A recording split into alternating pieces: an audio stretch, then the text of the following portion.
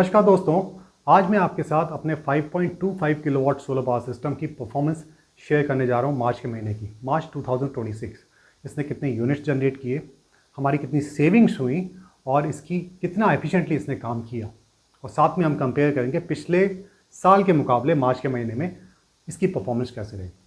तो चलो दोस्तों स्टार्ट करते हैं। काफ़ी इंसाइटफुल ये वीडियो होने वाला है, इसे एंड तक जरूर देखिएगा।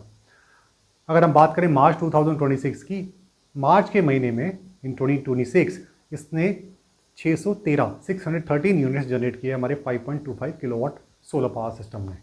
अगर मैं इसकी एवरेज की बात करूं तो लगभग 20 यूनिट्स पर डे ये जनरेट कर रहा था मार्च के महीने में। और अब मैं सेविंग्स की बात करूं तो इसमें हमारी सेविंग्स लगभग थी 4900 के आसपास। और हम बात करते हैं अब इसकी एफिशिएंसी की कि कितना एफिशिएंट था ये, how efficient it was in the month of March 2026। अभी कैसे पता करेंगे दोस्तों? इसको पता करने के लिए हमें परफॉर्मेंस रेशियो पता करनी होती है। परफॉर्मेंस रेशियो एक मैट्रिक्स है, वेरी स्ट्रॉन्ग मैट्रिक्स। इसका वीडियो मैंने लास्ट वाले में बनाया है, इसका डिटेल में समझाया है कि परफॉर्मेंस रेशियो क्या होती है। परफॉर्मेंस रेशियो एक तरह से ये बताती है, ये रेशियो है कि आपका सिस्टम एक्चुअल में उसने कितने यूनिट जनरेट किए डिवाइडेड बाय उसे आइडली कितने करने चाहिए थे, उस रेशियो को ये बताती है। जितनी बेटर होगी उतना एफिशिएंटली आपका सिस्टम परफॉर्म कर रहा होगा। तो हम बात करते हैं असलियत में मेरे सोलर पावर सिस्टम ने मार्च के महीने में 613 यूनिट्स जनरेट किए। आइडली इसको करने चाहिए थे। अब ये कैसे पता लगाएंगे? जो हमारा सिस्टम साइज़ है उसको हम पीक्स एंड आवर्स से मल्टीप्लाई कर देंगे उस रीजन की। मेरा सिस्टम साइज है 5.25 और हमारे रीजन में दिल्ली एनसीआर में 5.35 पीक्स एंड आवर्स हैं, तो इसको मल्टीप्लाई करेंगे लगभग 28 यूनिट आता है। 28 यूनिट्स इसको आइडली हर दिन जनरेट करने चाहिए थे। इन 31 डेज इसको 871 यूनिट्स जनरेट करने चाहिए थे आइडली, लेकिन इसने कितने जनरेट किए? 613 यूनिट्स। तो 613 डिवाइडेड बाय 871.704 के आसपास, या 70% मेरा सिस्टम एफिशिएंट था इन द मंथ ऑफ मार्च 2026। तो एक बार को देखने के लिए सब कुछ ठीक ही लग रहा है, बिकॉज अगर आपके सिस्टम की एफिशिएंसी 70 से 80% के बीच में है तो it is consider to be good. पर मार्च के महीने में ये 70% के आसपास 70% आ रही थी। तो अगर सिर्फ मार्च 2026 को देखूं तो मेरे हिसाब से सिस्टम ठीक काम कर रहा था, एवरीथिंग वाज फाइन।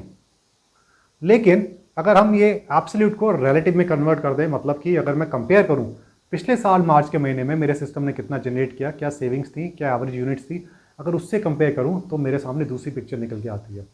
तब मैंने देखा मार्च 2025 में मेरे इसी सिस्टम ने 756.5 यूनिट्स जनरेट किए, यानी कि ये दिन के लगभग 24.5 यूनिट जनरेट कर रहा था, जबकि इस बारी मार्च 2026 में 20 यूनिट जनरेट कर रहा था। तो ये तो it's a very big difference, almost 15 से 20% का डिफरेंस था यूनिट जनरेशन में। और पिछले साल मार्च के महीने में हमारी सेविंग्स लगभग 6000 थी, इस वाली सेविंग से 1100 रुपये ज़्यादा। और अगर हम बात करें एफिशिएंसी की, कितना एफिशिएंट था, तो मैंने क्या किया, 756.5 डिवाइडेड बाय आइडली कितने करने चाहिए थे, 871, तो 87% एफिशिएंट निकल के आया मेरा system in the month of March पिछले ईयर 2025।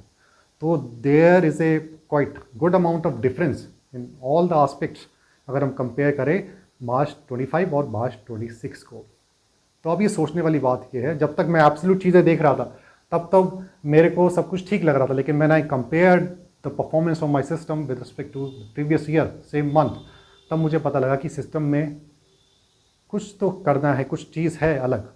तो इसके दो रीज़न्स हो सकते थे। पहला रीज़न, या तो एनवायरमेंटल कंडीशंस ठीक नहीं थी, बैड थी, फेवरेबल नहीं थी मेरे सिस्टम के लिए, या तो मेरा सिस्टम इंटरनली इसके अंदर कोई डिफेक्ट आ गया था। तो मैंने इसको फिर रिकलेक्ट किया, मुझे समझ आ गया कि क्यों मेरे सिस्टम ने सही ढंग से काम नहीं किया या उसकी परफॉर्मेंस इंपैक्ट हो गई in the month of March 2026। It was because of weather conditions. अगर आप भी दिल्ली एनसीआर में रहते हो ना, तो आपको ही पता होगा मार्च के महीने में इस बारी स्पेशली इन सेकेंड वीक और third week of March clouds थे, रेन थी, जिसकी वजह से मेरे सोलर पावर सिस्टम की परफॉर्मेंस में इम्पैक्ट हुआ। So it was environmental conditions, external factors which was not favorable for my solar power system, which impacted its performance. It was not its internal fault. उसका internal system designing was all right, सब कुछ ठीक है, पर बाहर के factors ने मेरे सिस्टम की परफॉर्मेंस को इम्पैक्ट किया। तो when I compared my systems performance with previous year same month, तब मुझे पता लगा कि कुछ रीज़न है। उस रीज़न को मैंने फाइंड आउट किया। एक्सटर्नल फैक्टर्स थे जिसने मेरे परफॉर्मेंस को, सोलर पैनल की परफॉर्मेंस को इम्पैक्ट किया। तो अगर आपने भी सोलर पावर सिस्टम लगवाया है, आप भी चेक करो अपने सिस्टम की परफॉर्मेंस की वो किस तरीके से परफॉर्म कर रहा है, ऑन एन एवरेज कितने यूनिट्स जनरेट कर रहा है, और compare with respect to previous year same month.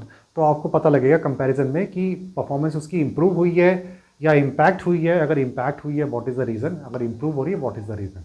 तो अगर ऐसी चीज़ें अगर आप शेयर करो in the comment section, then will compare and will see whose system is performing actually better. तो दोस्तों, आई होप ये वीडियो आपको काफ़ी इंसाइटफुल लगा होगा। What ever I share everything was practical, आपके साथ शेयर करी ताकि आपको चीज़ें प्रैक्टिकली पता लग सके।